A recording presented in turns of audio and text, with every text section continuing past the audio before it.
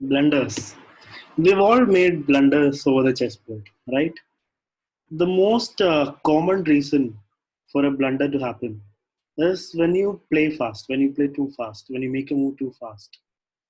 So when you play too fast, you haven't thought completely and you haven't checked if the move is safe or what your opponent could do when you make that move. And it so happens that he has a particular move and you lose. So how to avoid blunders? We have to first understand how they happen, and only then we can learn how to avoid them. So this is the most common reason, playing fast. There are also times when we just miss something for apparently no reason. Like you've calculated everything, but you missed one small thing, even after thinking a lot.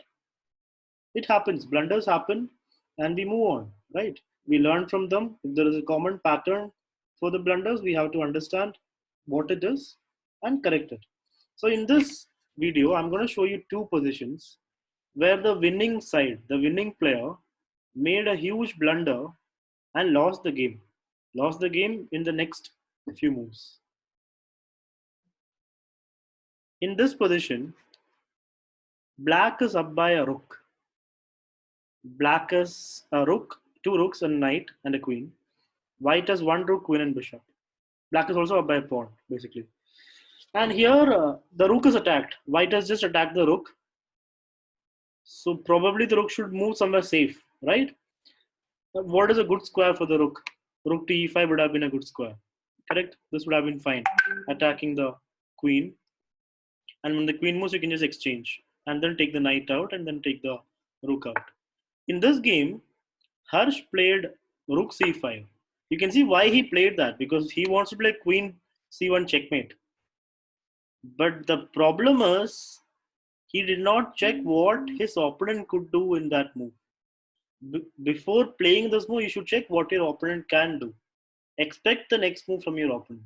He did not do that, and unfortunately, white just wins the game. I hope you have found it by now. Queen e8 is checkmate. All of a sudden, black was threatening checkmate, but white just gives checkmate.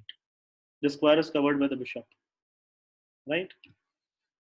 So here what we see is the player made a blunder because he did not check what his opponent could do. He did not see what his opponent's options are. If he did, he would have found some way to save the rook and attack, stop this threat. Like rook e5 would have been a good option. In the second position over here, white is up by a rook. White's up by a full rook actually. Everything else is equal. Black has just played rook e3. All right. Now white was in a hurry to promote his pawn. He wanted to get a brand new queen, and he played fast. You can see how fast. Okay, rook e3. All right, not too fast, but I guess he did not think enough. He did not see that black could do something nasty here. So if you were white, what would you do? Would you just push the pawn, or would you do something else? You might consider pawn takes pawn. Why not take that pawn, right? Because this pawn can reach even later. It's not going to be attacked. So Arish played pawn a6, just in a hurry to push pawn to the end.